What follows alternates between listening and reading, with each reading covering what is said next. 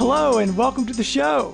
This is episode 19 of the Life of Gaming podcast. My name is Jamie, and I'll be your captain on this cruise of video game awesomeness. And you all know my co-host, the Mr. Handy to my lone wanderer, Mr. Josh Brandt. Can I give you a hand, James? How you doing tonight, sir? Pretty good. I am a little conflicted, though. And why is that? Well, Justin, our guest, was nice enough to help me get a new 2 terabyte hard drive. Oh, wow. For the PS4, which is awesome. I can't be thankful enough for that because I can finally download whatever I want and not have to worry about it. But I forgot about the PT demo.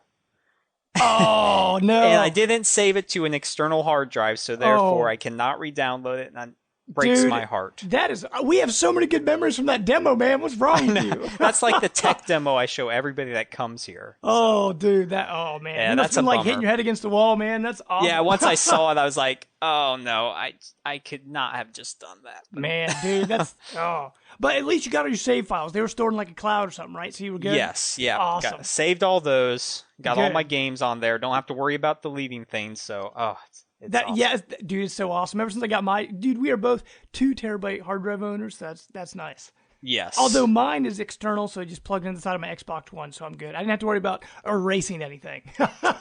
PS4 needs to do something about that. Right. Well, doesn't it take external hard drive at all on PlayStation 4? It does, but you can't play games off of the external hard drive. Can you do that on the Xbox One, I'm guessing?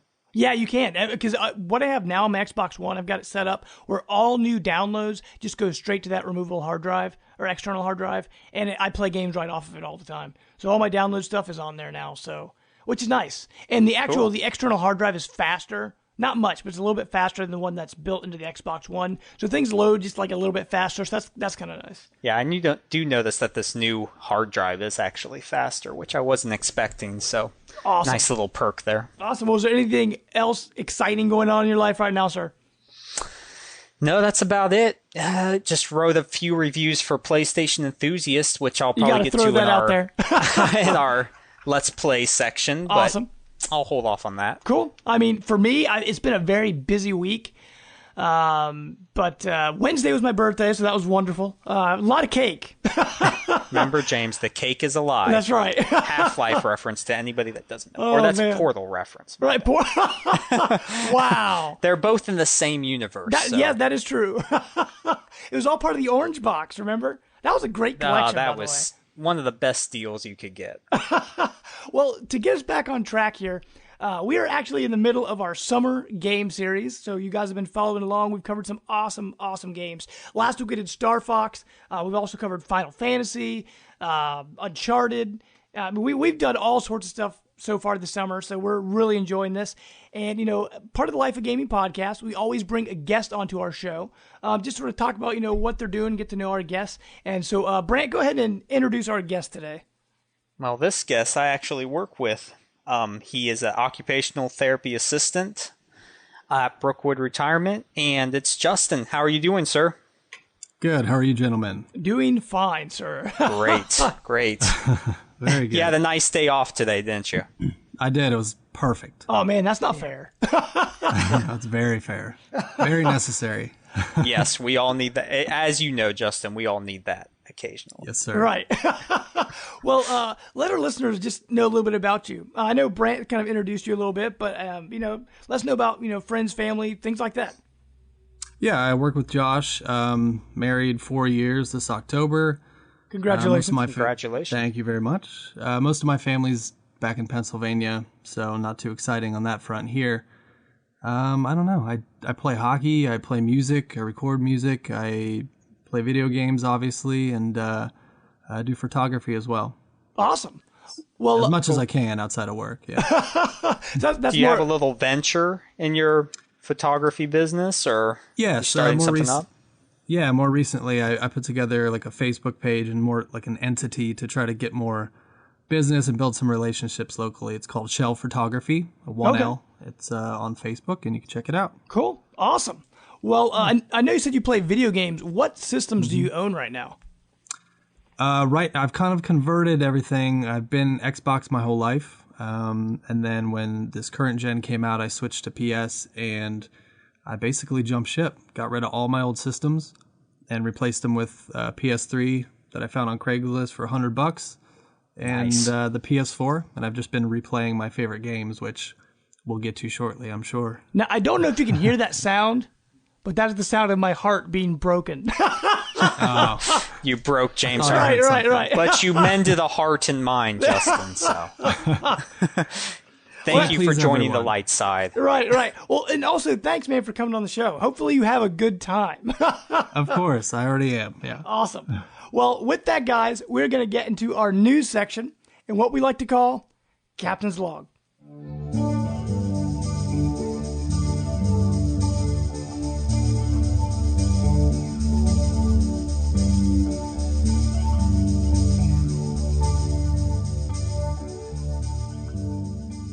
Okay, we're going to sort of break things down. I guess this week we'll do it a little different. Let's start with the Xbox news today. How's that sound? For the two PlayStation guys, it sounds great. That's what I figured. I'll do it now. is I'll what it just sounds get it out of the way. We can just sort of brush it under the rug, right? Just a little bit on the Xbox side. Gamescom's coming up next month, and Xbox announced over at E3 some of the big titles that weren't going to be at E3 were going to be over at the Gamescom conference. And those games were Quantum Break, Scalebound, and Crackdown. And they're all going to be there. They also said they're going to have some surprise announcement there as well. But they said two games that will not be there. Recore and Sea of Thieves, which are two of the really big games announced at E3 this year that people got really excited for. Recore is the game made by the creator of Metroid Prime. People were really excited about that. And Sea of Thieves was a new Rare game. But honestly, I wasn't really expecting to see them at Gamescom this soon for demos and things like that because, they were just announced. Brant, what do you think, man? Yeah, I wasn't really expecting them to announce. They're so far off. Recore, that's 2017 optimistically. I think they said more like 2016. I think they said 2016 launch on that. I don't. That's what they said at E3. That just sounds like a stretch. But they could have been working on it for a while. We have no idea when they started it.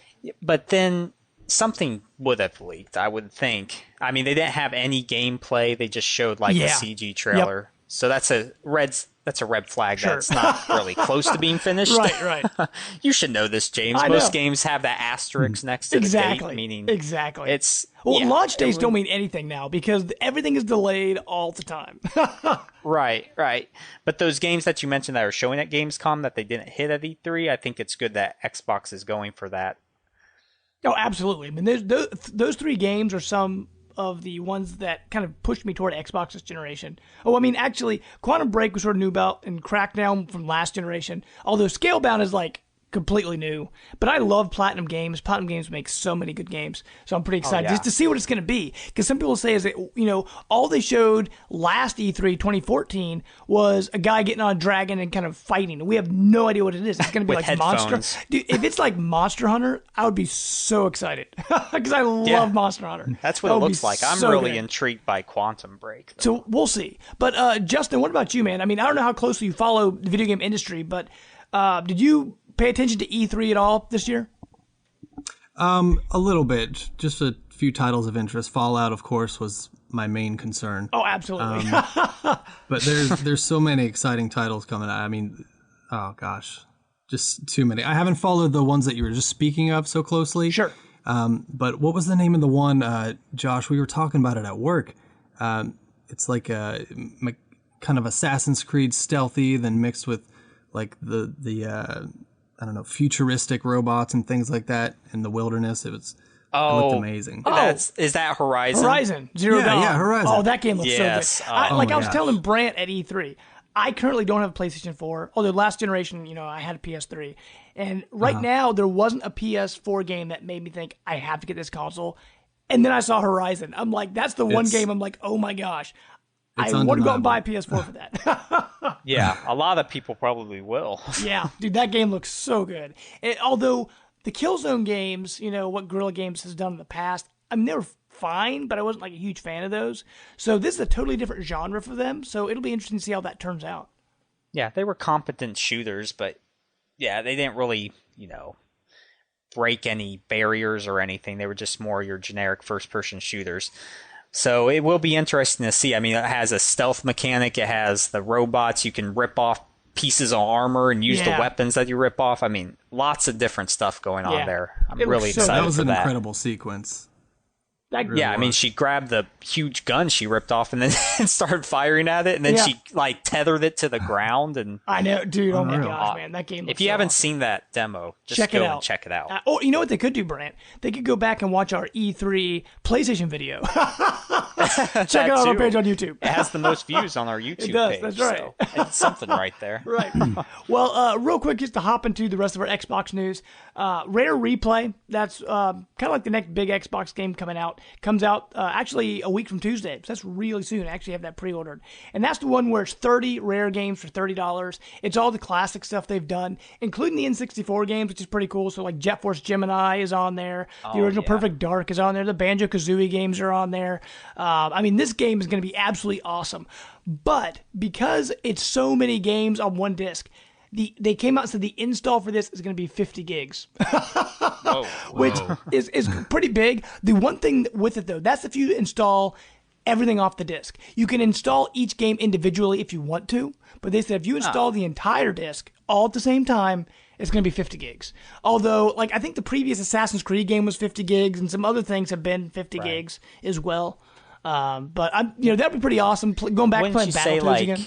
15 of those games off that disc probably aren't even worth playing again anyway. I don't know, man. It's gonna be interesting because one game I'm super excited to go back to is Jet Force Gemini, but that was on the N64, and I haven't played that since it came out. And so I don't know how well that game's gonna hold together when I play it. I remember, back in the day, just exploding teddy bears and ants. Oh my gosh, that game was so awesome. Good. And although other games like Cameo, like the newer games, I loved Cameo at the launch of the 360. That's going to be on there. I'm pretty sure that'll still hold up pretty well. I don't know. It's going to be all over the place. Although, Brant, when I get it, you're going to have to come over and we're going to have to play Battletoads. Yeah. Oh, yeah. Right. The awesome biker scene. Right. Dying about 1,000,000 times. But the other thing with the announcement of Gamescom and a lot of changes happened to the Xbox with the user interface. With Windows 10 coming out, I believe, on the 29th. It's only like a few days away. With Windows 10 coming out, they're going to update the Xbox One interface. It actually looks really slick. If you haven't seen it, check it out online. It's going to be much closer to Windows 10. And what they're going to do, they're going to actually add keyboard and mouse support to your Xbox One. They haven't really said what you're going to be able to do with it. I don't know if you're going to be able to play like first-person shooters with it. Who knows? But they are going to add mouse keyboard support to the Xbox One, so that's pretty cool. Yeah, that'd be cool if you could play any, first-person shooter with a mouse and keyboard, because that's the way people prefer it. That'd be pretty big deal. Absolutely. So we'll see. But let's see here. With PlayStation, real quick, hop into our PlayStation news. Brant, we actually both wrote about this story. You wrote about it for PlayStation Enthusiast. I wrote about it on theworkprint.com. But Rise of the Tomb Raider, which is a exclusive for Xbox One this holiday, is coming to Xbox One and Xbox 360. And people argued for a while saying, is it timed exclusive? Is it full exclusive? But it seemed kind of fishy that they would make it full exclusive, like when it's midway through a story. But it came out and they said it is coming to PlayStation 4. This is coming to PC early 2016, so probably like first quarter, sometime between, I don't know, maybe January, March, somewhere around there, maybe February. But it's coming to PlayStation 4 on holiday 2016. They said they have an actual year, so the soonest it can come out is November 2016. So, Brant, is that a game you're going to be picking up? Oh, yeah, definitely.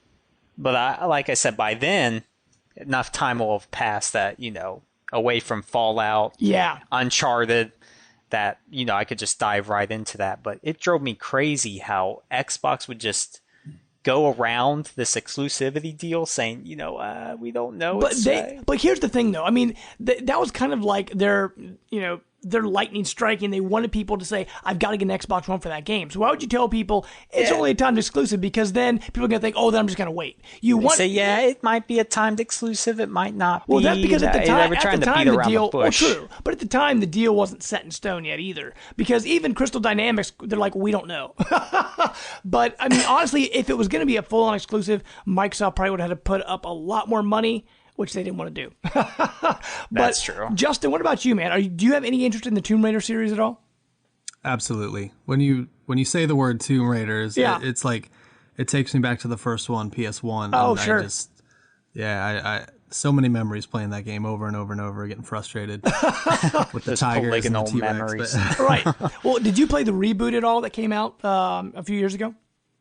Yes, I did. I loved it. Awesome. Now, I loved it. It was just like they took everything they knew and improved on it, and that doesn't happen often. So it was refreshing to play something like that. Sure. And to me, it kind of felt like, because I'm a big fan of Uncharted, and it kind of felt like Uncharted, but just a little bit tighter, which I'm assuming Uncharted 4 is going to be even tighter just because, they've kind of learned from what they did in the past. Where with the Tomb Raider reboot, they kind of had a template to work off of from Uncharted. Honestly, before Fallout 4 was announced by Bethesda at E3, Rise of the Tomb Raider was like my most anticipated game for this year for Xbox. So it's going to be a good game, I hope. It should be. It looks amazing. We'll see.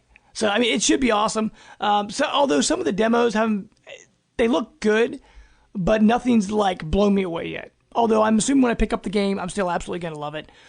Although we've talked about in the past, one mistake Crystal Dynamics made, it's releasing the same day as Fallout 4. Yeah. So that's they not very should smart. really move that date. Right. And I mean, you have the adventure fans that will pick it up, but I mean, that's a black hole that you just don't want to mess with there. Exactly. So we'll see. Who knows? But now, Justin, do you play fighting games at all, like Street Fighter? I don't. Okay. I used to when I was younger, but Mortal Kombat, of course, when it first came. But gosh, Sure. I remember when that first came out in the arcades. But no, I haven't really kept up with it. Oh, the my latest goodness. Mortal Kombat Yeah. looks sick, though. Oh, I actually bought it, played it for a while. I enjoyed it. Played the story mode, but then the problem was for me with fighting games, we actually mentioned this on the previous podcast. Brant and I were talking about what kind of games we can't really get into, and Brant mentioned fighting games. And I've got this problem where, I'll play the story mode, I own the game, for the first few weeks, I go online, I do pretty well. After that, I just get annihilated. I get my butt kicked all the time. And it's just super frustrating. Except for Super Smash. Right, except for Super Smash Brothers, right. So with that game, I actually owned it. I really enjoyed it, but I needed the cash, so I traded it in. So I no longer own that game. Yeah, that's one of those games that you do that for. Yeah, I mean, but I thought it was awesome. The combat was super smooth. And the fatalities were awesome and all that, but I just had too many other things to play and just didn't have time for it. Plus, I only owned one controller for my Xbox One, so that didn't help. But speaking of fighting games, Street Fighter V, which is a PlayStation exclusive, people are pretty excited about that. They're starting to release demos and things like that of the game. But they mentioned recently, EVO I think it was EVO, right? That just happened. The fighting game series that was going on. Yeah. Right. And what they announced, Capcom announced, in the past, they would release, okay, here's Street Fighter. Everybody buys it. Okay, now here's Super Street Fighter. You have to rebuy it. Okay, here's Super Arcade Edition Street Fighter. But it's always the same game. They would add new characters and just slightly tweak the fighting mechanics. Yeah. Well, Capcom came out and said, we're not doing that anymore. You buy Street Fighter V, and over the years, they said over a long span of time, we're going to update it. We're going to have Super Street Fighter V. It's going to be a free update to your game. We're going to have arcade version. It's going to be a free update to your game. The only thing you're going to have to pay for is things like characters and such. Although they did say, now I don't know how easy it's going to be. They said technically every character in the game, DLC or otherwise, will be unlockable without using money. Now, they might make the same Capcom you speak of? Exactly. People, their minds were blown when they heard this, because Capcom's been the one where, okay, you want to buy, Ryu's costume in red? That'll cost you $5. It's just been like this. These they stupid would little nickel deals. and dime Exactly. you to death. And so people are really surprised by this. But this kind of seems to be a pattern right now, because Rock Band, they're doing the same thing. They used to be annualized. And this generation, they say we're releasing one Rock Band and we're just going to make updates to it throughout the generation. And it kind of feels like this Street Fighter V is going to be the same way. And being a PlayStation exclusive is actually going to be a pretty big deal for this game. Sure thing. Yeah, but have you heard about the problems they've been having with the beta? No, I haven't. Yeah, it's a big news story now. Like they had to take it completely off the network because people couldn't log in, play against others online, and I mean there were just so many problems. And if this is just a sign of things to come, they're pretty big trouble with this. Wow. Yeah, that's not good. But I mean, it sounds like they're on the right path and right mindset with doing the DLC and the new content properly. But they got to get their game running better first. Their game needs to run first for that to take effect. Right. But you think being exclusive just to PlayStation, although I think it's also coming to PC as well, right? It is. Okay. Yeah, and it's going to be you can play against people on PC. Oh, okay. Too, which awesome. is a nice little addition. Yeah, that'll be really nice. Like I said, if it runs, because they released I think it's Ultra Street Fighter 4 for the PS4. I guess it had some problems with the online play as well. So there's something they're not figuring out with the PS4 architecture, which could, like I said, with all the, game delays and, problems with games coming out, I mean, this could be a pretty big problem. Sure. As long as it doesn't turn out like Batman Arkham Knight on PC. Yeah. As long as that doesn't happen. Or even Assassin's Creed Unity. Right. Although Assassin's Creed Unity, I played it recently because I just bought it like super cheap and played through it. And because I got it so late, everything's already been patched. So See, I got it when it was like stuff. new, and your character would clip through walls. And, oh man, it even froze on me a few times. I'm like, oh man, wow. Well, Justin, what about you, man? Are you playing any games recently, like Assassin's Creed or Batman or anything like that, where you've noticed some major problems? You know what? It was very disappointing because Assassin's Creed was one of my favorite titles of all time, and I was looking so forward to Unity, and I heard about all of the issues and read about them, and I never ended up getting it.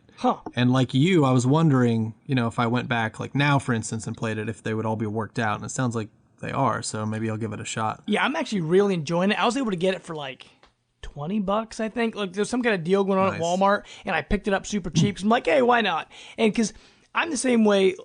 Like you were saying, I'm a big fan of Assassin's Creed. I loved Assassin's Creed. Assassin's Creed 2 and Brotherhood, those are like the standout ones for me. But for some reason, when Assassin's Creed 3 came out, I was just burned out on the series, and I never got around to playing 3. Although I picked up Black Flag and played that. And so I enjoyed Black Flag, but for me, with all the sailing and stuff, the world just felt so immense. Like I just never got around to finishing that one. But hopping into Assassin's Creed 5, a good game. Yeah, and actually it was a free Games with Gold, so I actually own it again because I had it for a while and then I had to trade it in because I needed the cash. But now I've got it back, so I might as well finish it, right? Nice, yep. But Unity, it sucked me back in. Like I just really enjoyed Unity a lot. Yeah, Syndicate has me intrigued, just because I like that time period. Sure. And what about you, Justin? Are you excited for Syndicate at all? Yes, I am. I'm anything Assassin's Creed I'm excited for, but it's almost kind of, I don't know, it's a little off-putting the way that they just saturate the market with, like, they announced like 3 Assassin's Creed titles at the same time, like right after Unity came out. And it's like, geez, like, slow down a little bit. Let us enjoy this one. And, but yeah, I'm a huge fan of Syndicate, hopefully, if it comes out and is working correctly.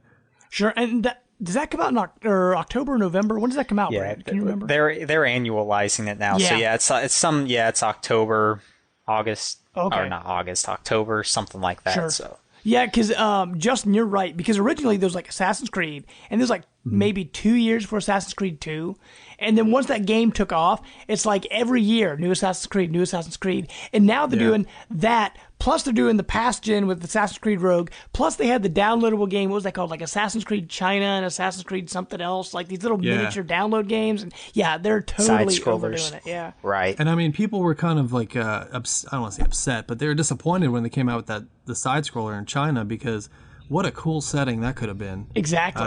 Really immersive, colorful, busy in the streets of China. I mean, that could have been spectacular if it was its own, full out game. Sure. And what they're doing, like you said, they're putting them all these different time periods and places inside these smaller games, or they're putting them in comic books instead of putting them in they're like, oh, you wanted it, here it is, but it's not really the version you wanted. Yeah. So, oh well. But you should play 3, by the way. I mean, that's when things changed again. Okay. And then Black Flag was similar to 3. There are a lot of elements that were shared. With the ship battles, yeah. Okay. Yeah, the ship battles, and actually the running in the treetops kind of thing. Yeah. That was developed in 3, and I'm a huge fan of like Native American lore and culture and stuff, so I really liked it. They hit the nail on the head with that, the story wise. Yeah, but I could see how it could be kind of drudgy. Sure. To someone familiar with the action arcade of the previous ones. Sure. And what kind of threw me off is, I'm trying to think, it was the one after Brotherhood. I can't remember what that one was called. Revelations? Revelations, where they added like the tower defense games and stuff. And like they're adding all this additional stuff, and I'm just like, it's too much. Because they already have like, so many collectibles you have to find, and they're adding the tower defense stuff, and I'm just like, no, I'm done. Yeah, so that's actually how I felt about that's how I felt about Batman. Oh, okay. Let's see, Asylum was great, and then the next one, City, I just felt kind of overwhelmed with all the to-dos and collectibles and Riddler trophies. So I haven't played the most recent one, but Brant was saying that the Batmobile's a little wonky. Yeah, controls. It is. So. The whole game, I actually wrote a review for that for another site, and honestly, right now, that game is really my game of the year right now, because besides the Batmobile controls, like the story and the gameplay and everything, it's super solid, it's super tight. But the Batmobile, like they throw you into it like every other mission, and they force you to be into it, and it kind of feels like you're driving like a giant dump truck on ice. Like you can't control it. You just slide into things, and it's a mess. Why would the Riddler like zero base fun? Yeah, why would the Riddler base achievements off of a Batmobile? Like make these courses like these deep labyrinthine because a lot of the Riddler challenges underground. are all based on the Batmobile. And with the it totally Batmobile, breaks the immersion. Right. And with the Batmobile, you have to like hold down trigger to go into tank mode, which in tank mode, you're like gliding around like really fast, and like it's super smooth, but it's really cool at first. You're fighting these tanks and stuff, but then they just keep making you do it over and over and over again to the point where it's like too much. Yeah. And every time you get to one of those mines, it's like that mini game where all these tanks come out. Yeah. Although I will say, honestly, though, even though we're kind of, pushing the Batmobile aside, the rest of the game is super solid. I would definitely suggest checking it out. Yeah, it definitely has the best combat of any Batman game. It's definitely the tightest Batman of the 3. So, although Origins I don't really count in that. I mean, Origins was made by another company, and honestly, I think that was the weakest one. Yeah, it definitely was, but it was still a good game. People are harsh on it, but I liked it. So, Brant, writing all this PlayStation news, do you have any other? Because that's pretty much what I've got for the PlayStation news before moving to Nintendo. Is there any other big stories you want to talk about? No, you hit on PlayStation enthusiast. Well, like I said, you hit on the Street Fighter stuff, and that was the big deal this week. So, no, I think you're good, man. Awesome. Okay, with that, we will move on to Brant's favorite company, Nintendo. Yes. I'll hit the Nintendo stuff pretty quick. First thing with Nintendo, back at E3, one of the things that just made the Nintendo fan base totally have a meltdown, Metroid Prime Federation Force. People freaked out. That's kind of an understatement. We'll just leave it at that. But Nintendo came out and said Samus will be in the game. You won't be able to play as Samus, but Samus will be in the game. So I don't know if that's trying to kind of, cool down the fire a little bit, but Samus will be in the game. Bridges. Right. The other thing coming out with Nintendo, their next big release in September, Super Mario Maker. Nintendo announced that they're actually working with Facebook, and they're going to do a special contest with Facebook. And they're going to have this contest where the weird thing is people that work at Facebook that are in the contest, not people, like, just fans, which is kind of strange. But what's happening over at Facebook, they're having them create different levels, and they're going to get voted on, and whatever level has the most votes is going to get put into the game before release. So they're kind of, having Facebook promote their game for them through this contest. That's interesting. Are they thinking that they'll get more viewer or more people that will buy this game by doing this? I'm not really sure. I don't understand their whole exactly. This whole thing seems kind of odd to me. Although they did say they're doing like a mini documentary of the contest. They're going to be talking to the different teams, individuals that are making levels, and the thought process, and they're going to kind of make like a mini documentary out of this that they're going to be viewing on YouTube and Facebook like once a week or something like that. So they're just trying to build hype for the game and how much fun it is to make levels. Or maybe they'll post the levels up on Facebook, like the level of this week or something that you can download, or day. Sure. And generate hype. Yeah. And I mean, honestly, I think here's the problem with the Wii U. I was listening to another podcast called Nintendo Pulse, and they were talking about, and I was actually kind of completely blown away when I heard this. It was an older episode. It was from the beginning of July, but I think it still holds true. For the Wii U, physical releases in stores for the Wii U so far this year, 4 games. 4. Are you no joke? Are you joking? No, it was I can't remember what they were. It was Splatoon for the year. For the whole year. It was Splatoon, Lego Jurassic Park. I'm trying to remember all it was just like, I'm like, wow. It just blows my mind. There's only been 4 games, like it's physical. completely dropping off the market. There's tons of digital stuff on there all the time, every week. All these indie titles are getting up there like crazy, just like PlayStation 4. I mean, it honestly, it's going the way of the Vita. Yeah, I think it honestly has more indie titles than the Xbox One. I might be wrong on that, but every week there's tons of indie titles going up on there. Yeah. But there's only been, in physical release in stores, there's been 4. And 3 of those were Nintendo published titles. I'm trying to remember what they were now off the top of my head. I just remember Splatoon was like the big one. I think it might have even included Yoshi's Woolly World, even though, because that's already out in the UK. It's not out in America yet. But it's just like, man, you can tell Nintendo's already prepping for the NX. The Wii U is just kind of getting pushed out the door. Yeah, this is just a placeholder now. Right. Once the NX comes out, it's all going to be all about that. If you look at the rest of the year for Nintendo, like just trying to think in my head, what else is coming out? In America, at least. We've got Yoshi's Woolly World, we've got Xenoblade, and we got Super Mario Maker. I can't think of another game coming out this year. I think that's not it. This year. Devil's Third, which is going to be like the Devil's Turd. Devil's Turd. Like I said, yeah. Check out the article on theworkprint.com. Hilarious. I had to put that out there. But yeah, so I mean, Wii U's in trouble. Well, the writing's on the wall. It's dead in the water. Yeah. But speaking of Splatoon, they recently had an interview on Eurogamer with the creator of Splatoon, Sabara Sakaguchi. The creator nice of the pronunciation. Game. Right. I'm terrible with these names. I got another name I have to pronounce in a minute, and it's going to go just as bad. But they interviewed him, and he hinted at the level cap being raised. Because right now it's at level cap 20.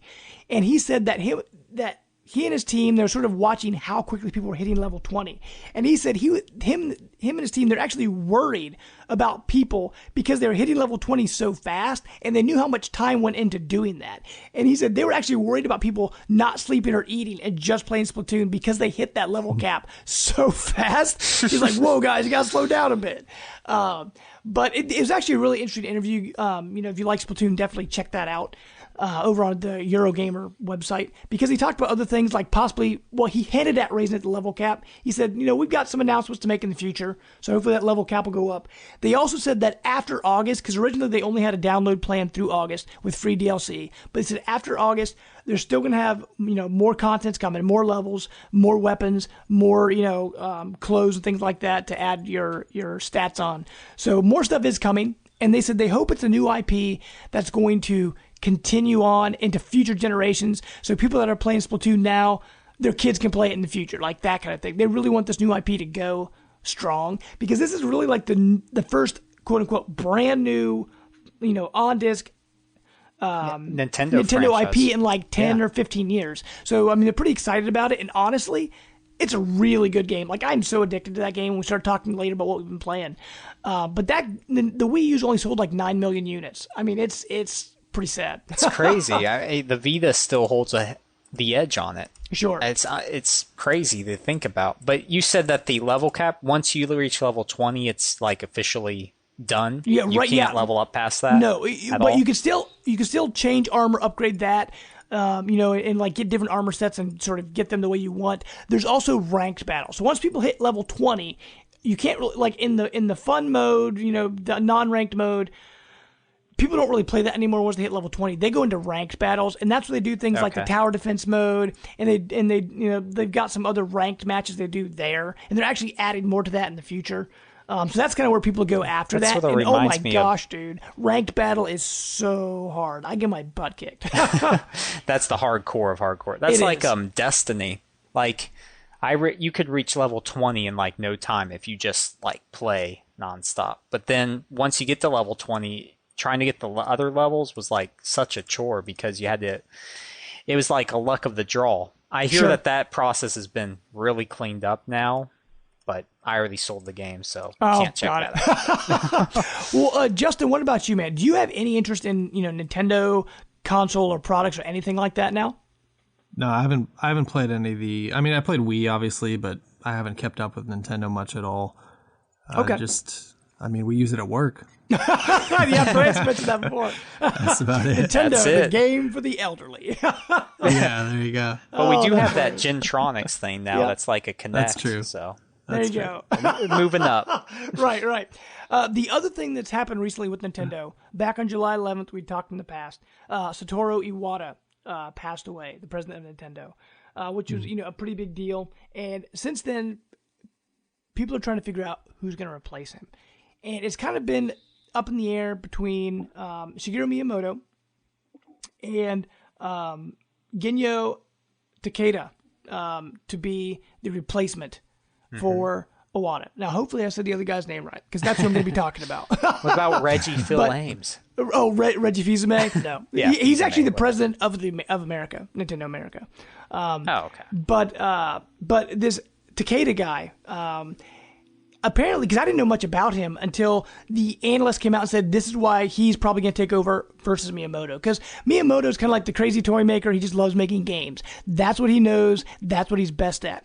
Where Takeda is more of, he's got more corporate experience. He's got more corporate experience. And he's actually been with Nintendo since 1971. So he's been around quite a while.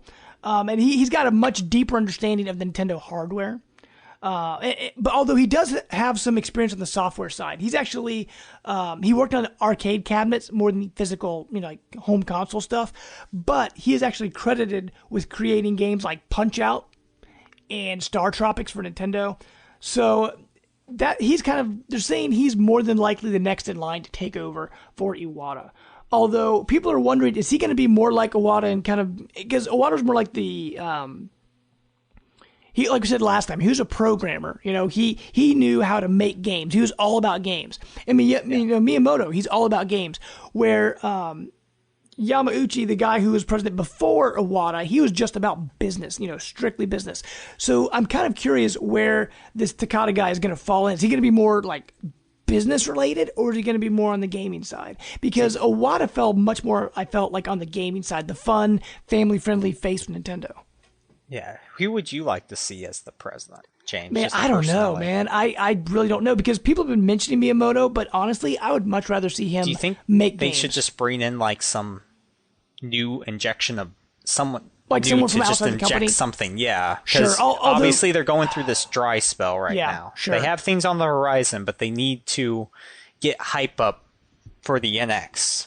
Yeah. And I wonder if bringing in just someone, maybe that works within Nintendo, but has some fresh innovation to go along with it. Sure. I mean, and honestly, that's kind of like what Iwata brought, because Yamauchi, the guy who was president before, it was his family line. They were the only ones that ran Nintendo until Iwata took over. And he brought the Wii. I mean, that was the Wii and the DS were him. I mean, he brought that. Right. That was the most successful time Nintendo's ever had, because he brought new ideas. So, and Nintendo actually came out and said they're going to hire from within. They're not going to bring anybody from the outside. They want someone that understands the company. So I don't know, man. Honestly, they need to find someone like Iwata that, I don't know, because Iwata took risks and it kind of hurt them with the Wii U. So I don't know. Yeah, it sounds like they're taking a lot of risk with the NX too. Exactly. So we'll see.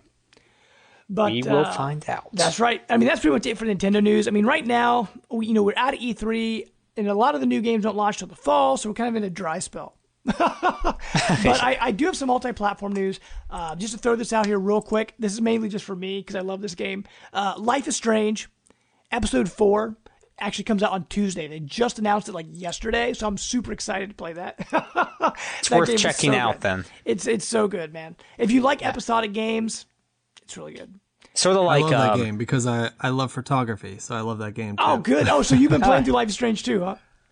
I only played the first episode. Okay. I need to. I like to wait until they all come out, Sure, so that way I can play through, or else I'll drive myself nuts. Exactly. I'm the same. Oh my gosh, the cliffhanger in episode 3, like my mouth was hanging open. I was like, "What?" Like I did. And I have to wait a month and a half for the next episode. You know, it's like, oh man, it's rough because I'm the same way. Like with The Walking Dead and all these other episodic games, I've always waited, but this generation. Especially with Life is Strange, I was actually reviewing that for a site, so I got it early to sort of review it episode by episode. So I don't normally buy them when they first come out. But then, like with Tales of the Borderlands, another episodic game, they had it on sale. So I'm like, well, I'll just grab it now. And of course, I couldn't wait, so I played the first 3 chapters. But now I got to wait like a month till the next chapter comes out, and it's just frustrating, you know? Is it like in the vein of Heavy Rain or something, like not that intense, but... Or has a supernatural element, like Beyond Two Souls or something? Yeah, I guess you can kind of compare it to Beyond Two Souls. Just because you're this girl who, you know, she's in this special academy for photography, and she finds out she has powers to rewind time. So it has some like the sci-fi element to it, but it's also a lot of puzzle solving. So it's kind of like a Telltale game mixed with like the Beyond Two Souls and Heavy Rain kind of feel. But it's really good. It takes it a while to get rolling, but once it goes, man, oh my gosh, dude, cliffhanger after cliffhanger is it's awesome. Might have to check that one out. Right. By the way, Brent, you love Dishonored, right? Oh yeah. And Justin, did you ever get around to playing Dishonored? I never did, and I definitely should though. Well, the good news is for Dishonored Definitive Edition. That is actually coming out. I forget. Do you remember how soon that's coming out, Brant? It's coming out soon. Yeah. Well, one awesome thing that they're doing, which they should honestly do this for all remastered games. If you already own Dishonored, a digital copy on PlayStation 3 or Xbox 360, it only costs you $20 to upgrade. So you're not going to pay full price for the game. You pay $20 and you get the upgrades. That's actually really cool. Yeah, that's really cool actually. Yeah, because that includes all the DLC. That's just for the digital version? Yeah, that's only if you have the digital version. Yeah. I have the physical copy. Yeah, and they're really trying to push this whole full digital future, you know. So yeah, I don't know, but if you can get, well, I guess I would say get Dishonored super cheap, or yeah. So I mean, there's probably another way to do that. You might as well just wait for the new gen version. Oh well, but although there's a lot of remasters coming out, Gears of War remaster comes out middle of next month, I think. Gears, yeah, then Uncharted. Yep. Man, it's all about the remasters, man. Yeah, they just had God of War 3. Yep. I mean, they're really trying to push, you know, people that didn't experience these games last year. Yeah. But with the backwards compatibility for the Xbox, it makes it sort of obsolete to even think about remasters. Well, Justin, you can what just about buy like $5? Sure. And Justin, what about you, man? I mean, because you had an Xbox 360 last generation. Now that you switched over to PS4, do you have any interest in any of these remasters of games you've missed, like Uncharted and God of War and things like that? Absolutely. As soon as I purchased, got the PS3 off Craigslist, I got all of the Uncharteds for like $2 a piece. Heavy Rain, some of the key, exclusives. Sure. And I've not cracked the Uncharted's open. And then recently I did see, this fall or late or winter or whenever it's coming out, that they're going to have the entire collection and remastered. Yeah. So I'm just going to wait. Okay. So I love it. So are you going to take the Uncharted 1, 2, and 3 that you have now and get rid of those and buy the upgraded remastered version then when that comes out? Yep. Okay. Absolutely. Cool. Now, did you get a chance to play, I can't remember it. Came in a bundle. We talk about it all the time. Joel and Ellie. What is that called? Last of Us. Wow, I had a brain fart. I totally pulled a Brant. Yeah, totally. So did you get to play through The Last of Us then? Yes, I loved it. That was the first game I bought for the PS4. Oh, because you got the PS4 version then. Yep. Okay, cool. Yeah, and that was a really good game. That was I want to say that was the last game I played on my PlayStation 3. At least one of the last newer games. Because that came out right before the launch of the PS4, really. I mean, it's like, what, maybe a year before? Something like that, So, yeah. Yeah, that game is awesome. Yeah, that one of the best games ever. So Absolutely. Well, to kind of go along with our summer game series and the topic we're talking about this week, Fallout. All three of us, huge fans of Fallout. Well, QuakeCon, QuakeCon is going on right now, and Bethesda actually dropped some more announcements on us, which is pretty cool. The first thing they announced, they're actually releasing a Fallout anthology. It's just for PC. It's going to be $50, and it's coming out September 29th. But what do you get for $50, Brant? Do you want to know what you get for $50? sure. Bring it. Right. You get Fallout, Fallout 2, Fallout Tactics, Fallout 3 Game of the Year Edition, Fallout New Vegas Ultimate Edition. So you can get all those games. It actually has a spot still available for Fallout 4 if you buy a physical disc of that. So you can keep it all in this special case. And the special case is actually a replica of a Fat Man mini nuke. So it looks like a little bomb, right? And you can push buttons on it and it makes sounds. That's cool. So for $50, if you play your Fallout on PC, you can get the entire collection except for 4. And they're all Game of the Year edition, so you get all the DLC in a nice little case for $50. So that's pretty cool. That was totally unexpected. Yeah, another nice gesture. And I would love to play Fallout 2. Sure. Because I've heard some really good things about that one. Sure. And Justin, you said all your Fallout experience, has it been on Xbox 360, or do you play any of the older games on PC? No, I've not played any of the older games. They've all been on 360. Okay. Cool. Starting at 3, yep. Awesome. So I'm excited to play those first 2 as well. Cool. The other thing that came out with QuakeCon today, they released a demo of Fallout 4. So we got some more information on that. I guess I could bring this up now, and we can kind of revisit it later when we get to Fallout 4 in our topic of the week here in a little bit. But what they talked about on the demo, they showed off some companions. They showed off 4 different companions and, kind of what they do. They showed off Dogmeat again, who's your dog companion. Of course. His ability, he can actually fetch items for you, which is pretty cool. So, like, if you're hacking a computer and you need to get something out of a building, say, find me something useful, and the dog will just take off and bring it back, which is pretty nice. We also know that Dogmeat can't die. So he's pretty much invincible, which is kind of nice. Yeah, don't have to worry about him. Right. And they also said he's pretty much the first companion you find once you get out of the Fallout shelter. So he's going to be pretty much from the get-go, he's going to be with you. So that's kind of nice. Cool. The second companion they talked about, his name is Preston Garvey. He is going to be he's the leader of the Commonwealth Minutemen out of Concord, Massachusetts. And one interesting thing, in a mission in, I want to say Fallout 3, when you talk to that doctor who is looking for that android, and they said he ran off to, I think they said he ran out to Massachusetts or something like that, and they'd mentioned the Commonwealth Minutemen. And one interesting thing about the Fallout series, they always kind of tie all their games together, which is pretty cool. They drop hints for games that are going to happen in the future. But, I mean, we don't really know much else about him, because for him, they just sort of showed a still image, in-game footage, or just an in-game shot of him, what he looked like. And they said, he's the leader of the Commonwealth Minutemen. That's pretty much all we really know about him. The third companion they talked about is a girl named Piper. They actually, they met Piper. And you meet her in Diamond City. And what Diamond City is, it's actually Fenway Park, but they kind of turned it into like this little community. And so you meet Piper at Diamond City. And the kind of interesting thing about Piper, what her ability is, she can pretty much lie her way out of any situation. So she's got, she can talk really well and help you out with that. So that's kind of cool. So if you're a dialogue-heavy player, might be best to go with her. In Sure. other words. And Cool. The last companion they showed off, because they only showed off 4, was Mr. Handy. So, he's the floating, floating orb robot with the arms and everything.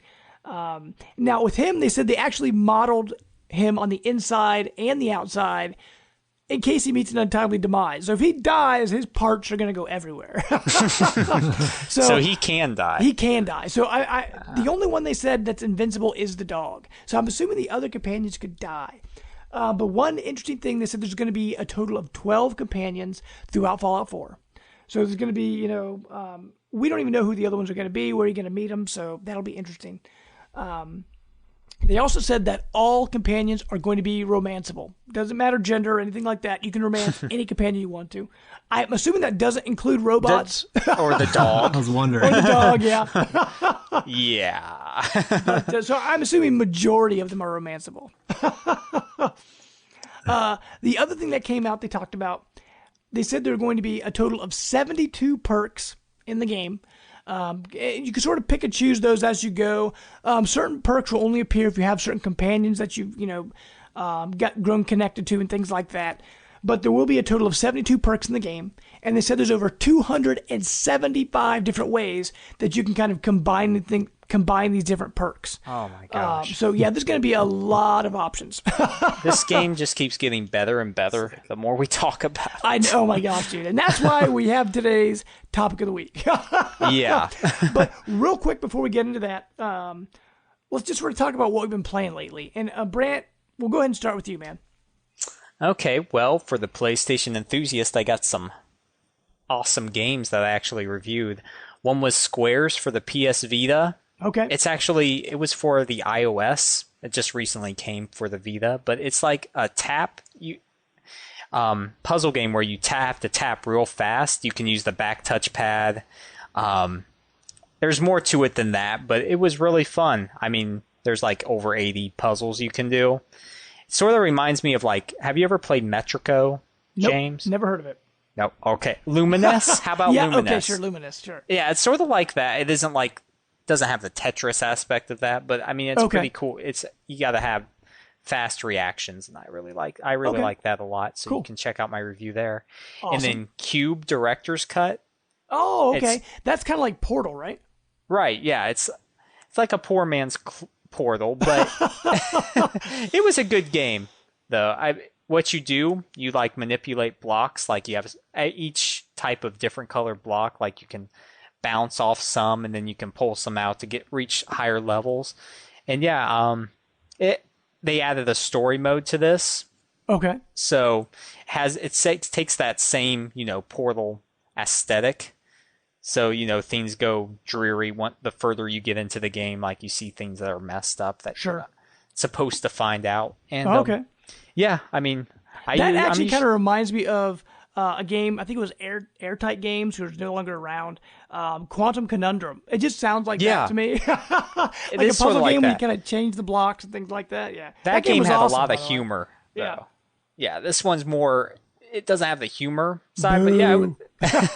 But yeah, for puzzle, I'm not into puzzle games that much, but it was nice.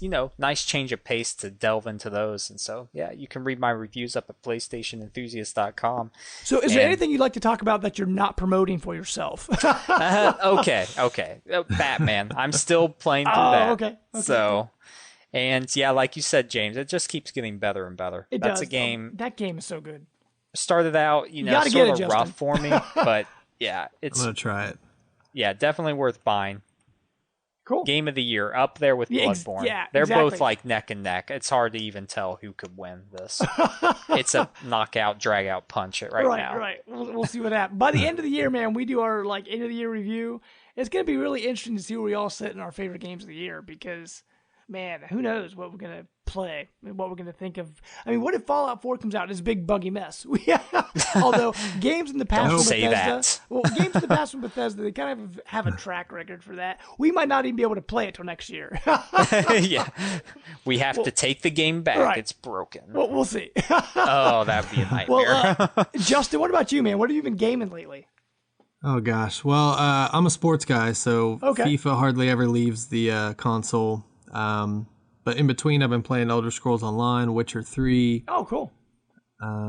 Just stuff like that. That's how are you plenty liking of my time. Witcher 3 right now? How are you liking that? It's pretty good. I haven't gone back to it in quite a while, but it's so. I mean, we've talked about it at work a little bit. It's so huge and expansive, and while on the surface it seems non-linear, you pretty much, like you were saying, Brant, you're forced into the alchemy element of it if you want to succeed at all, and it's I don't know, it's sort of limiting in that regard, and sure, I don't know. The combat was hard to wrap around. I found. Yeah. Yeah, it can I mean, be it's difficult. more realistic movement, but just from playing Batman to this, I'm just enjoying Batman a lot more just because it controls. Much smoother, yep. Yeah. Sure. Cool. Well, for me, I haven't really had a lot of game time this week. It's a little game time I've had. Like I mentioned in our last podcast, I'm just playing Splatoon. Because they're little short 3-minute matches, so you can just sit down and play a handful of them. And you don't have to make a big, long commitment to something like The Witcher 3 or Batman. Although I already finished Batman. Right. Batman was awesome. But, I mean, just something like Splatoon doesn't take a big time commitment. So right now, I've just been sitting down playing Splatoon, just kind of unlocking more outfits and trying to get more weapons because because I didn't play it for a while. So I fell really far behind on new weapons. So I still have to buy a bunch of them, and I'm just trying to catch up. Oh, in that same vein, Justin, I'm sure you've been playing Rocket League too. I've downloaded. I've not fired it up yet. Oh, geez, man, get into that. I was gonna say play it with Brent. Dude, it is so much fun. That's all anybody on PlayStation's talking about. Yeah, it's the game. That might be the game of the year. Man. It's just from a pure fun standpoint. I mean, it's actually a multiplayer game I feel like I'm good at. Like I did a bicycle kick into the goal the other day. I want to see a bicycle cat. Yeah, that would be interesting. That's on impressive. A little unicycle. Yeah, although it was. In Trials, they just added that new DLC where a cat can ride a unicorn. Yeah, that's true. And rainbows. Right. So. Oh, dude, that's hilarious. Well, with that, guys, let's hop into our topic of the week. Kick us off with some music, Mr. Brandt. Oh man, what's a good Fallout song? I don't want to set the world on fire. Thank you. Set the world on fire. There we go. Thank you. That was better than Brandt. Yeah, it always beats Brandt. Trust me. Well, I mean, you let us down with the Star Fox song last week, and then I'm trying to think what was the week. Final Fantasy was the week before that. You had that down, right? Yeah, I had that one down. I just didn't see. I don't want the copyright thing. I don't want to sing too much, or else we'll get sued by that's why you're not singing more. The long delayed response from whoever sang that song years ago. Right. Well, real quick, normally what we've been doing with our Summer Game Series, I've kind of been going through the history of each game, when they came out, what they were about. We kind of shared our memories for each title. Well, with Fallout, it's a little bit different because the lore in Fallout, it follows our own history very close until a certain point. So I'm going to kind of mix in the games with how history changed in the Fallout universe compared to ours. Pretty much what happened up until the 1940s, our timelines were exactly the same. And then in the 1940s, what happened? A war started going on, and America got divided into 3 different commonwealths. They did this because they were trying. It was kind of like a restructuring tactic. They were trying to kind of make themselves stronger by splitting apart. But what happened? Those 3 sides all started fighting with each other, of course. So after that, that was in the 1940s. Well, I mean, a while later, after all that, after years and years of that, in 2052, the Great Resource War happened. And what that was, it was a series of conflicts that happened where in the Middle Eastern nations, they were raising the price of oil.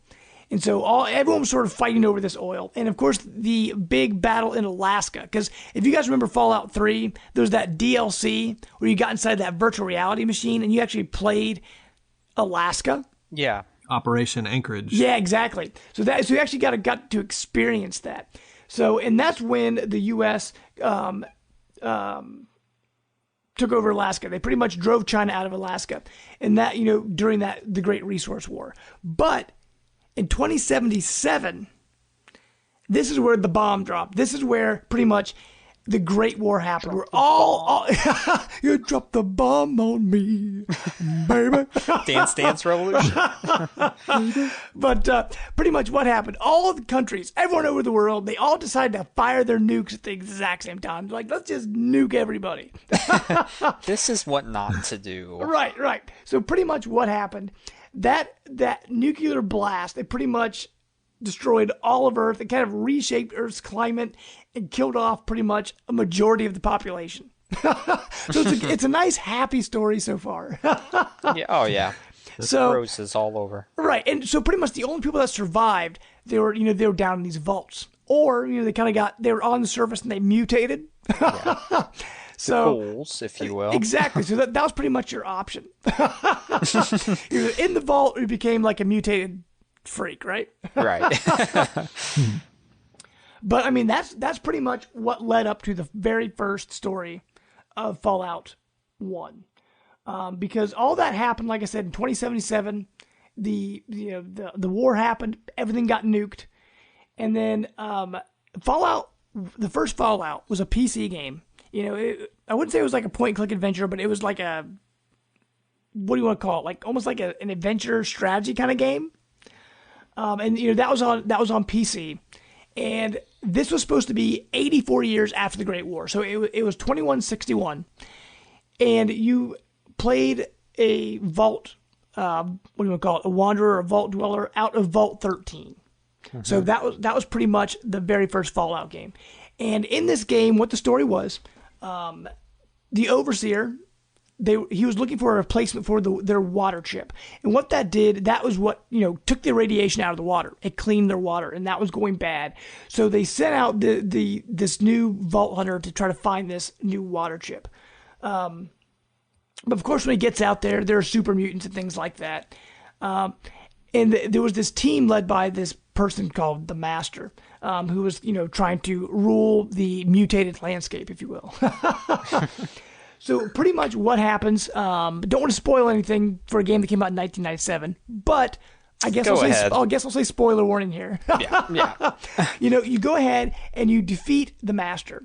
But because you're out in the wilderness and things like that, you're kind of exiled from your shelter for the greater good of the vault, because they wanted to keep the people isolated. So that, I mean, even though you saved Vault 13, you got on the water chip, you defeated the enemies, they said, we don't want you anymore. So what happened in 1998, Fallout 2 came out. And with Fallout 2, this is, after the events of Fallout 1 had happened, and the Vault Dweller, the survivor from Fallout 1, ended up starting his own tribe of survivors. So he got together with these other survivors and made his own tribe. And this actually takes place in 2241. So this is, years after that. And in this game, you actually play as a descendant of that person that started his own tribe from the first game. So, they're all kind of sort of cool, connected in a way, right? Yeah. And in this game, in every game, you're sort of called like the Lone Wanderer, they have a name for you. In this one, you were the Chosen One. And pretty much in this game, your task was to find a Garden of Eden creation kit, or a GECK. Because you guys probably hear the name GECK from the newer Fallout games. So pretty much all the lore actually stays pretty close within all these games. Even though they've been handed off to different companies and things like that, the lore has actually been pretty tight in these Fallout games. Yeah. And so pretty much what they wanted to do, they wanted to find this GECK, which pretty much what it was going to do was let plants grow again, so they can start forming life again out in the wasteland, out in the wilderness, which is pretty much your ultimate goal in all the Fallout games, right? Right. The preservation of man. Yep. Right. Well, this time, you like I said, spoiler warning. In this one, what happens, you find the GECK and you head back to your tribe, but the Enclave kidnapped your tribe. And the Enclave is kind of like, it's like descendants of our government is kind of what they are. I mean, would you say that kind of in a way is what the Enclave are? Sort of like a corrupted, in a way, like they want world domination for themselves. Sure. Is that? Yeah. Yeah, that sounds about right. And what happened, the Enclave wanted to keep the GECK for themselves. And what they were going to do, they wanted to create like this virus and send it out, and it would only kill the mutants. They wanted to, take out all the quote-unquote impurity from the world. So, pretty much what happens, they band together, and they make this new community using the GECK. So, happy ending for that as well. Now, after that, we get into Fallout Tactics and Fallout Brotherhood of Steel, which are a little bit different. One was kind of like almost like a hack and slash brawler. But I don't really, honestly, do you guys know much about Tactics or Brotherhood? Because really, I didn't do a lot of research on those, and I never got around to playing those. I never played either of those. Sure. So if you guys are getting if any of our listeners are getting the Fallout Anthology, all that big collection, you're going to play one of these games, let us know about it. Because I got to be honest, on this one I'm a little thin on the knowledge. But after that, 2008. This is the one we all know about. This is the one we all are strongly connected to. Fallout 3 happened. And Fallout 3 takes place in 2277 and is mostly in Washington, D.C., and it actually focuses on Vault 101. And before I get into the whole story of this and all that and, Liam Neeson, let's kind of talk about, what are our favorite moments from Fallout 3? Justin, let's go ahead and start with you, man. What was your experience like first stepping out of that vault in Fallout 3? Oh my gosh. It's hard to remember the first time since I played it like 6 times. Yeah. But just the expansive horizon, just you can go anywhere you wanted. I mean, they hinted where you could go, but you could really do anything. And that was the first time I really experienced something like that. So it was something else. And I already had a thing for like a post-apocalyptic settings and everything like that. So it was just, oh man, I could do anything, go anywhere, play however you want. Sure. I couldn't wait to dive in. I mean, that most was memorable amazing. was the landscapes. Yeah. I mean, just as far as you could see in every direction. That's the first time I ever really saw anything like that in a game. Yeah, that was really the first time ever.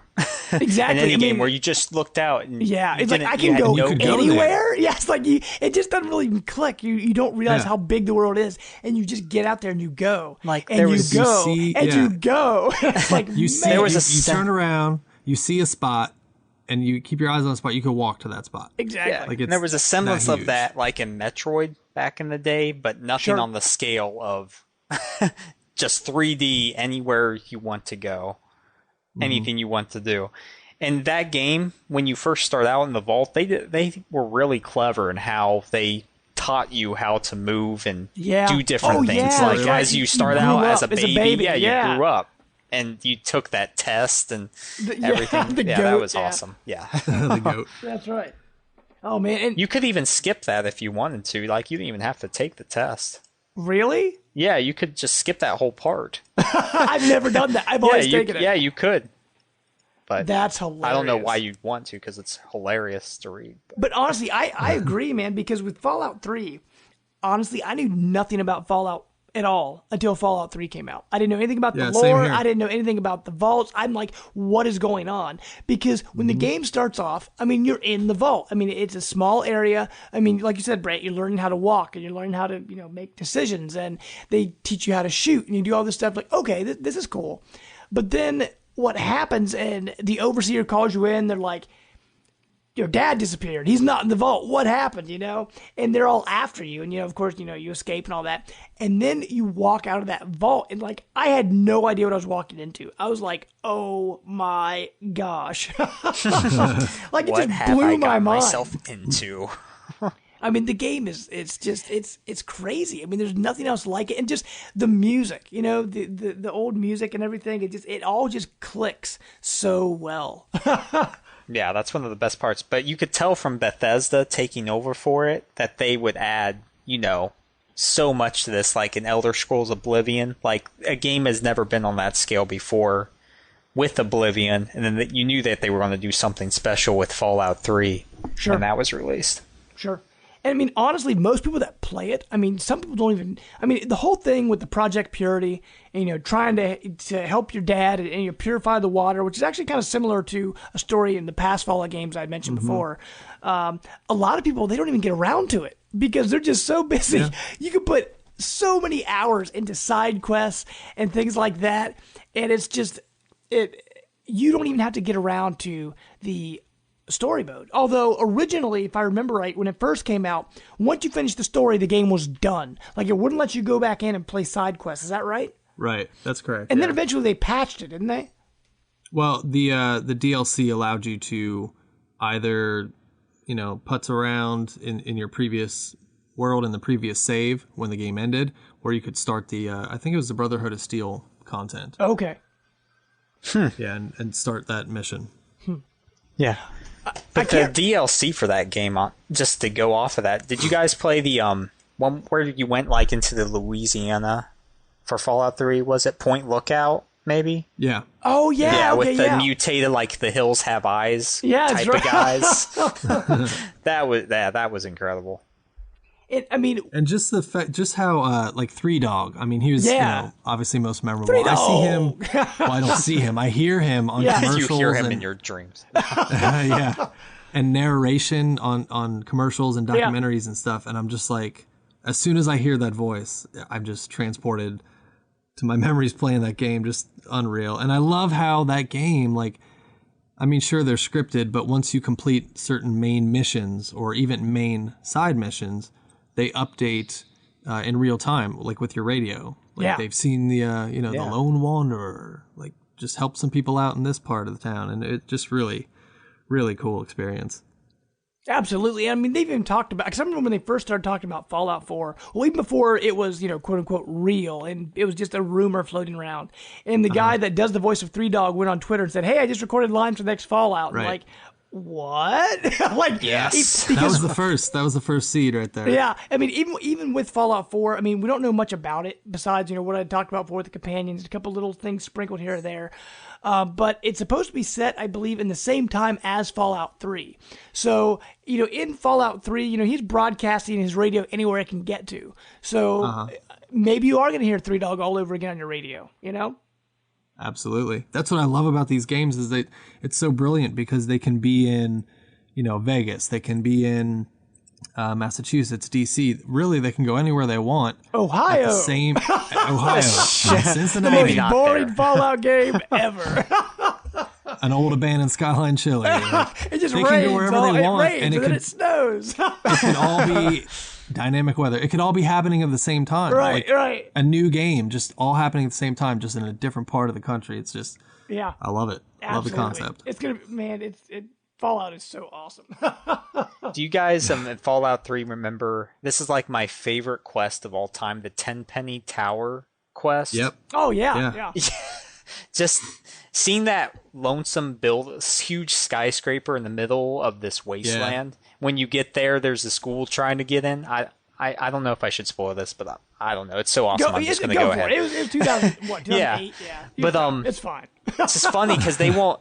Because the higher level society, they won't let ghouls or anybody else into go inside where it's safe, and you can actually, help those people eradicate the rest of the ghouls, or you can let the ghouls in secretly at night, and then they'll kill everybody. Then they'll just take over the building, and it's just awesome. I love that.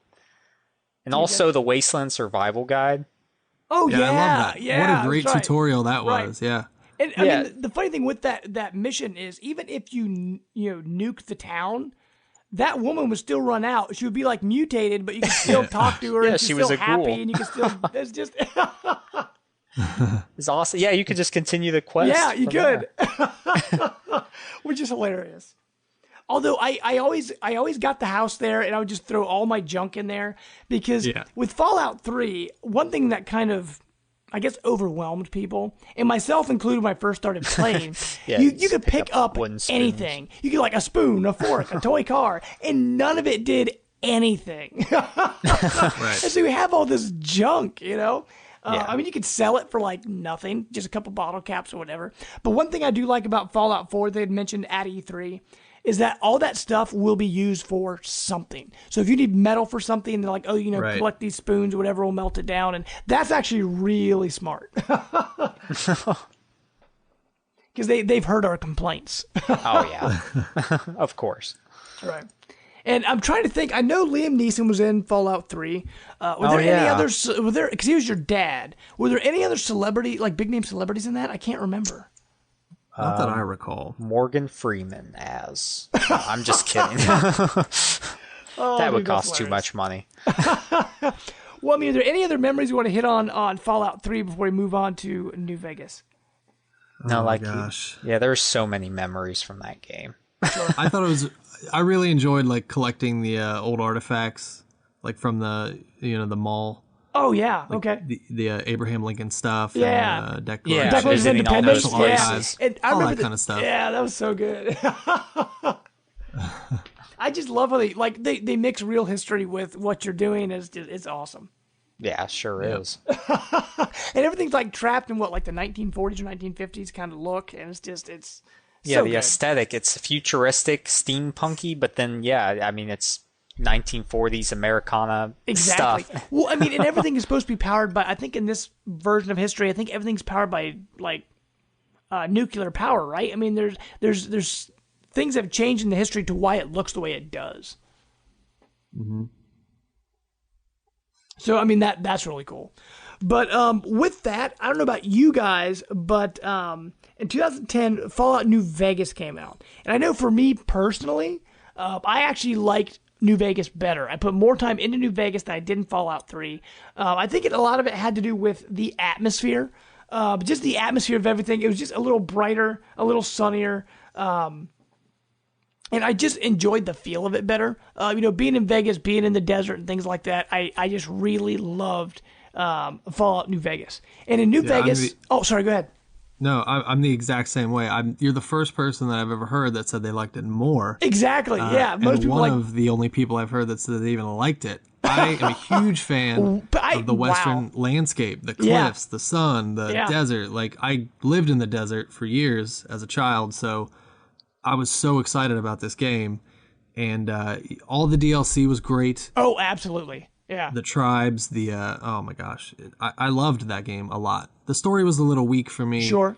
Which was a common complaint. But yeah. Overall, if you just allow yourself to get into the environment and immersed, it's just as good, if not better, like you said. Sure. And this one, it's set in 2028. Like you said, you're in Nevada in this one. And with this, you're not the lone wanderer anymore. You're not out of the vault. You are who they're just calling the courier. And pretty much the game starts, and you're making this delivery, and all you know is that there's a poker chip inside, and you're supposed to deliver it, to New Vegas, pretty much. And then someone by the name of Benny stops by and pretty much shoots you and leaves you for dead. But of course, you don't die. They find you, and they heal you up, and you go out on your adventure to try to get this poker chip back from Benny. I'm trying to remember who does the voice of Benny. It's someone famous. I can't remember. Ooh. That sounds terrible. Oh, I have to look that up. Man. I don't know. Because I remember it's someone famous. But, I mean, pretty much what happens, you meet up with Doc Mitchell. He heals you up, and you go on to pretty much take down Benny. I mean, that's pretty much your go-to thing. Although revenge quest. Right. It starts as a revenge quest. But then once you get to the city, things change. Because in this one, I mean, there's so many different, factions and different groups you can join. I mean, of course, there's the Brotherhood of Steel. Then, they've got Caesar out in the... they say Kazar, right? They say Kazar in the game. Out in the desert. I mean, there's just all these different groups that you can work with. I mean, it's crazy. What about the Elvis impersonator guys? What are they called again? Oh, geez, I can't remember. Yeah. Justin, you should know. Yeah, the Elvis impersonator guys. They had the slick hairdos. They maybe not Elvis. The biker guys. The biker guys. Oh, the Kings. Yeah, the Kings. There we go. Okay. Oh, dude, that cracked me up. Right. The pompadours. Yeah. And then they had. I mean, when you went to Vegas, and you met up with, I can't remember. Is it Mr. House? Was that his name? Yep. Mr. House, and he had these Securitron robots, right? Because I remember at the end, it's like, what do you do with the chip? I mean, I think that's what, because you were fighting over the dam. I just remember that. And you could choose which side, and there were just so many, I mean, who you sided with. Yeah. It was just, oh man, it was so good. There were so many different endings, and I just reload that save and just do each separate one. Yeah. It played out completely different. Although I do think New Vegas had the exact same problem that Fallout 3 had, where once you beat the game, you can't go back.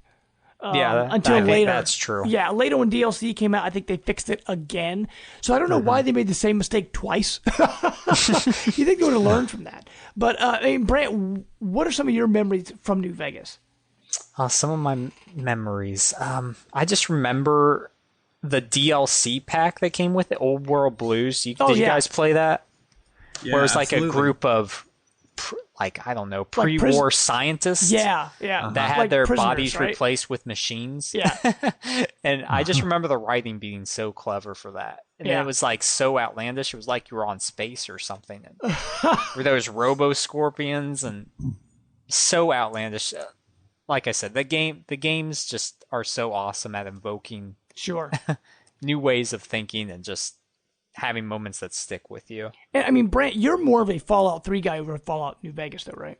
Yeah, that's correct. I put in over 100 hours in Fallout 3. Sure. I got up to 50 in Fallout New Vegas. Okay, because for me, I mean, honestly, New Vegas is probably my top 3 favorite games of all time. Like I put more time into that game than any other game I could think of. That Fallout game, 3 is and top 3 for me. Man, New Vegas is so good, and there's so many memorable missions. Like I remember that mission where those people wanted to go into space, so you're trying to get those rockets ready for them so they could shoot up into space, and then it was just kind of humorous. They all kind of just shot off in different directions, and it was just like, even though you did all this work, it was just. I remember that. Yeah. And I remember that one mission where they said you have to go down to this vault. They were working on plants. You know, we don't know what's going on down there.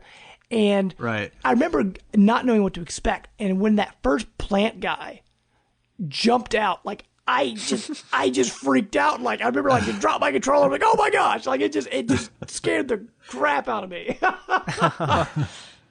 Oh man, there's just so many good missions in New Vegas though. Actually, one thing we haven't talked about that a lot of people either see as a complaint or they really enjoy it.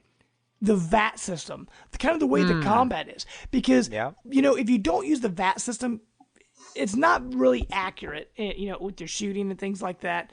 But I guess, Justin, we'll start with you, man. What do you think of the VAT system? Do you think that kind of helps the game, or do you think that's something they kind of glued on to the game because they knew their shooting mechanics weren't that strong? That could very well be the latter of what you said, but it never bothered me. I liked it. I think it's a good improvement. It looks like in 4 they're going to, rather than pause the action, they're going to introduce like a slow-mo system for the VATs. Yeah, I like that. So I think I like that. I think that's a nice compromise because people are used to that. Like in the Max Payne series was the first one to really highlight that sort of thing. So I think I'm going to like that better. But as it stands, the VAT system never really bothered me. I thought it was good. And I thought the percentages were fair. They were still dependent on where you were, how far you were from the target, how obstructed they were. So, I mean, it wasn't like cheating or anything. Sure. Yeah, it's part of the game system.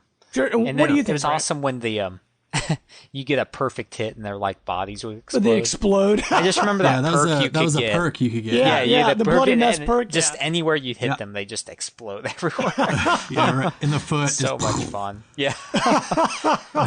Dude, that's hilarious. Blood and guts all over. Right. Well, I guess another question, something they added, I don't remember if this was in Fallout 3 or not. I remember it being in New Vegas. That mode where it was like the hardest difficulty mode, and you had to eat, and you had to sleep, and you had hardcore. to you could only carry so much. Did you guys ever get into that hardcore mode at all?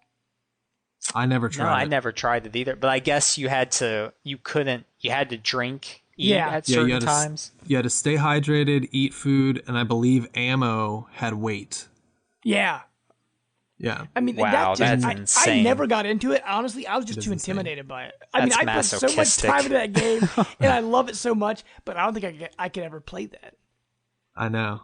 Survivability, it's unrealistic. I mean, if you got that canteen, I think there was a pack that it was either DLC or a reward for pre-order, and it included a canteen that you would sip every now and then just automatically. Oh, and that would kind of take care of the hydration standpoint, but you still had to eat food and ammo. Every bullet had weight to it, so wow, that's very difficult. So if you want to put yourself in an actual like wasteland survival mode, that's the way to play right there. Right. You'll die in the first few minutes, but hey. Well, I mean, it's just so crazy that Bethesda took Fallout and it went from like a top-down, adventure game kind of feel to a first-person shooter. And a lot of people were worried that, the themes and things like that and just the feel of Fallout wouldn't carry over. But, I mean, it's amazing. It's kind of like what happened when Metroid Prime came out, and people said Metroid Prime will never work as a first-person shooter. Grand Theft Auto kind of did the same thing. Yeah, I mean, actually, you're right. They just added first-person mode in Grand Theft Auto. What was it, 5? Yeah, and when it came from 2D to the 3D, they didn't think it would. Down to 3D. Grand Theft Auto 3, they didn't think that would work, but then it happened to be just one of the best-selling games of all time. Exactly. I mean, people kind of have this expectation where, like kind of comparing when Mario went 3D versus when Sonic went 3D. Two it's like, opposite ends of the spectrum. People expect the Sonic, they don't expect the Mario. So when it does happen, people are always surprised. So that's a good thing. Yeah, no doubt. But before we move on from New Vegas, are there any other memories you guys want to share about any experiences or favorite missions or anything like that? I really like the DLC. I forgot the name of it. Was it the Lonesome Road where you went and it was there were tribes there and like I think that was it. Yeah, Ranger Station. I know they had Lonesome Hearts, Honest Hearts, Lonesome Road. Oh, Lonesome Road, Honest where Hearts. you meet like a man named Ulysses. Is that the guy all Yes. covered in bandages and stuff? And I'm trying to remember. No, I think that's Dead Money. Oh, okay. Yeah, that's where you go into the old casino and yeah, have to look out for all the traps and stuff. Yeah. Huh. Just so many. All the DLC was great. Yeah. Yeah, every single one was good. Absolutely. Well, I guess real quick, the newest Fallout that released, they announced it at E3, came out the same day, Fallout Shelter. And that's a game that's on iPhone, and it's made out over... Yep, I was going to say, it's coming out to Android August 13th. And it's going to add a bunch of new DLC. I guess I don't know if you call it DLC on a phone, but it's adding Mr. Handy into it, who'll actually collect coins for you. It's adding more Fallout 4 characters into it. But the iPhone game is also getting patched the same day to get all the new content as well. But actually, that game made over $5 million in 2 weeks, the first 2 weeks it was out. So, I mean, I don't know about you, Brant, but a lot of people have complained that it's just too short. And once you kind of get your town set, it's over. I mean, there's nothing else to do. Yeah, it's just like pretty much any free-to-play game. I mean, sure, you just build it up and then the game takes care of itself. I mean, there's really no skill involved. It's just neat. I just like that they have, the animations like the main guy. What's his name? Gary. Pip-Boy? Oh no, Gary. Yeah, the okay. Pip-Boy guy. Sure, yeah. That everybody's modeled after him. I think that's a nice little touch. But gotcha. Yep. Well, that's cool. I mean, because I don't have an iPhone. I have a Windows phone. But although my wife has an Android tablet, so once the game comes out on Android, I'll probably download it on there and play it. There you go. Just so I can experience it, right? Yeah, I'm Android too. I've not been able to play it, unfortunately. Yeah. So, I think you guys would enjoy it. Yeah.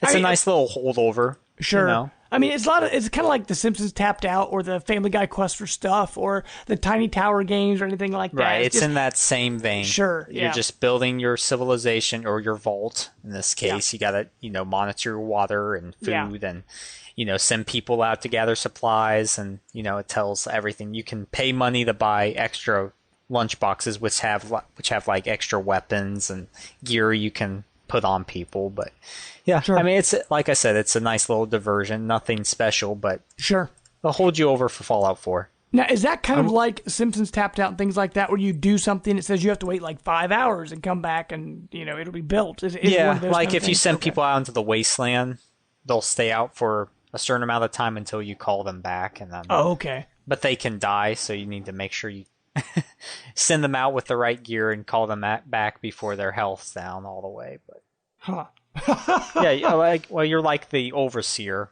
of the whole facility. Oh, is the premise. Got it. Yeah, building that. I wish they would do more games like that for the phone and things. Like, do you remember when Fable? I don't remember what Fable it was, but it was the first time I ever really experienced this. I played like a mini game. It was before the actual Fable game was released. It was on Xbox 360, and it was a card game that you could then play at a tavern or whatever when it would come out in the game. That.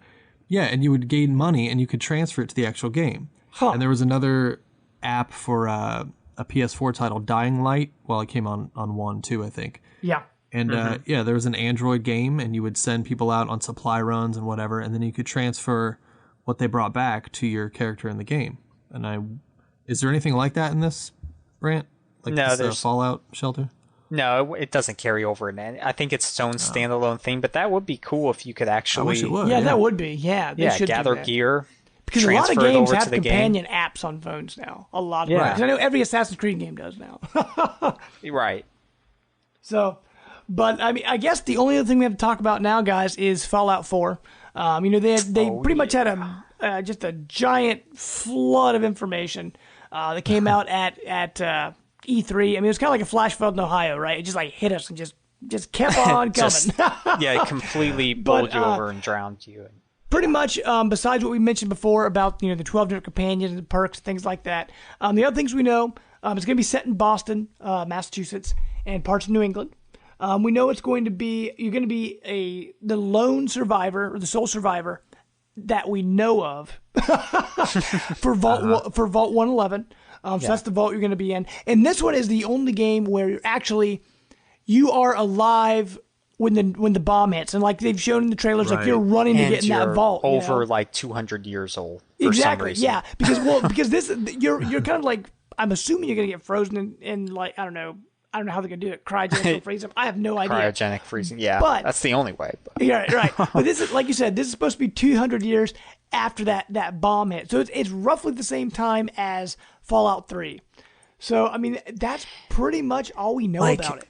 I think it's cool that they're doing the whole, you get out of the vault, you can go anywhere thing, but I sort of wish that they would have changed that up a bit. Maybe like instead of you going into the ground, they sent you up into space in like some space station. Then you up there for a while, then you come back down again.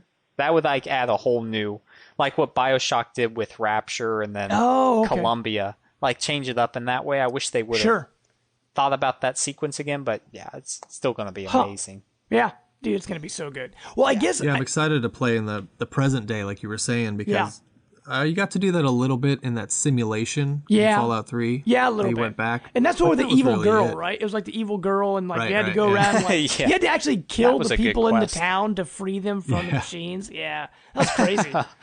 So twisted. Because like you didn't know you had to break them, you had to cause a divorce in one of the tasks. Oh man. That's awesome. That good old Fallout 3. Yeah. Good writing. Right. Well, I guess to sort of end our topic of the week, what do you guys want to see from Fallout 4? I guess, Brant, how about we start with you this time? What do you want to see? What are you excited most to see in Fallout 4? Oh man, they're showing me everything I want to see out of Fallout 4. Weapon customizations. You can build your own civilizations. You can, like Borderlands, make tons of different weapon customizations. Insane. Yeah, and then every item, like you guys mentioned how every item you collected was no use. It just weighed you down. Now you can use each item to build, updates to your armor, weapons. I mean, they pretty much are fixing about everything you could want out of it. I'm hoping that the story is still good, which I'm sure it will be. I mean, yeah, this is pretty much the game that should pump everybody to get into this current gen. Sure. Because it's only available on Xbox One, PlayStation 4, and PC. So this is not coming unless you to have the PC to run it, yeah. Right. And of course, it'll probably look best on PC because normally those games do, especially with mods. Although that is one thing they mentioned, mods from PC will work on Xbox One. They said it's possible to come to PlayStation 4, but that'll be down the road. Yeah, mods, that's going to be pretty awesome. I mean, that's going to give that game some extended life too. No doubt. So what about you, Justin? I mean, what are you most excited to experience in Fallout 4? Oh my gosh, so much stuff. The settlements, the settlements I'm really excited about. I loved a game on Xbox. It was exclusive called State of Decay. Oh yeah, they actually just remastered that for Xbox One. Oh gosh. See, now I'm rethinking my... Right. All right, that's a different topic. Okay, so, no, like the settlements where you have to, it really focused, there was permadeath. It sounds like there might be that in Fallout 4 for your companions, and you were really focused on building your settlement and gathering supplies and doing this. And it sounds like that could be a whole other, I don't want to say mini game, but focus within the game itself. Super excited about that. Something I just saw today, had no clue was in it. You could build your own house. That's unbelievable. You were talking earlier about how much time you can spend on side quests alone. How much time you could spend on home building alone. Did you see some of the ones that they were showing? Like they were like treehouse, like tiered structures that you can create. Add neon signs. It's unbelievable. I cannot wait. Dynamic weather. Yeah. Radiation storms. What is a radiation storm? It's gonna be sick. It's gonna be sick. It's going to be I have awesome. goosebumps. Yeah. Well, like, I mean, just to, Like you said, you were going to take off a work week just to play this game. Whole week, I don't care. I'll say it in public. I'll take a week off. Yep. well, don't worry, nobody listens to the show. Yeah, anyway. I don't think our boss will be. I gotta listen to this podcast to see what Justin and Josh are. Right. Man, they're wasting their time. But I mean, I guess just not to copy what you guys say, but for me with Fallout 4, I mean, I'm just looking forward just to getting back in that universe. Like I said, the music, just to sort of to wander through the wasteland, just listen to the music that plays on the radio, and just the experience with that, and just meeting the different characters. I mean, this game, the humor and the people you meet, I mean, it's just stuff you would never think of. I mean, like what was it, New Vegas, where they had that one mutant that was like dressed in a sun hat and a dress and all that stuff. Like they just have these really random things in this game, and it's just, I just love it. I'm just so looking forward to just the oddball humor and stuff in Fallout 4, because I agree all that other stuff will be awesome, especially, you know, like you said, Brant, you know, building your own civilization or your own city or whatever. I mean, that's just and it's gonna be crazy. It's gonna be absolutely awesome. And you made a good point, James. I really hope they keep the humor. Yeah, that's one of the best parts of Fallout. Exactly. I mean, it's so unique. There's nothing else like it. Yep, and keep those old school songs playing. That's what I love too. Although, there was a patient at our facility, Brant. You remember, like across the hallway from the gym. Yeah, he would have these old 40s songs playing, and one of them was actually no, not that one, but I mean, it just sounded like Fallout. It sounded every time so it was playing. Familiar. Yeah, that's what we were both thinking the same thing too when we were like, that's hilarious. That guy could be in Fallout. One thing I would say, like when my wife and I would ever borrow my dad's car, he had Sirius satellite radio in his car. And 40s on 4. Yeah, exactly. You put it on the 40s, the 1940s, and it's just sit back and listen to it and just drive, and it's just Fallout memories would just pop into my head. Yep. You're waiting for a rad scorpion to come up to your car. So good. Yeah. Mole rat. Right. Well, oh, man. Well, with that, guys, hopefully you've enjoyed our discussion of the Fallout series. You know, let us know, what are some of your favorite memories? You know, just hit us up on our Facebook page. You know, you guys can find us. You know, we're on Facebook. We're on Twitter, at Life of Gaming Pod. You also can find us on Google+. Make sure to go onto iTunes and rate us. We really appreciate that. We're also on the Microsoft MP3 store and SoundCloud as well. So we're pretty much all over the place. Just make sure to follow us and listen and get in contact with us, because we love, we love your feedback. We're always trying to make the show better. And Justin, thank you for coming on the show, man. Thank you for taking the time and coming on. Hopefully you enjoyed being here. That was a blast. Thank you guys for having me. Hopefully it wasn't too torturous for you. Not at all. He already gets enough of me at work. Right. Well, before we get out of here, just remind people kind of where they can find you, like, your photography business on Facebook and all that stuff. You know, where's the best place for people to find you, man? Just search for Shell Photography, 1L, or facebook.com/this is Shell Photography. Awesome. And I'm all over there. Cool. And Brant, what about you, man? Where can people find you? Well, I'm at minus the brand on Twitter. You can just, that's my screen name on PSN, so you can just add me and I'll play with you. Some Rocket League going on here. So you're obsessed, sir. Oh yeah, it's an obsession now. Right. But yeah, awesome stuff. Awesome. And you guys know you can find me on Twitter at JamesPlus12. I'm also on Twitch, Jamester0722. That's also my Xbox ID as well, so find me on there. We can play some games. Also, make sure to, like I said, check out my stuff over at theworkprint.com and Brant's articles over at PlayStation Enthusiast. So we're actually going to keep this summer series going for a few more episodes. Next week, as we'd mentioned, we actually talking about early in the show, Assassin's Creed. So that's actually going to be talking about next week. So, make sure to tune in. And until next time, guys, we are out. Bye.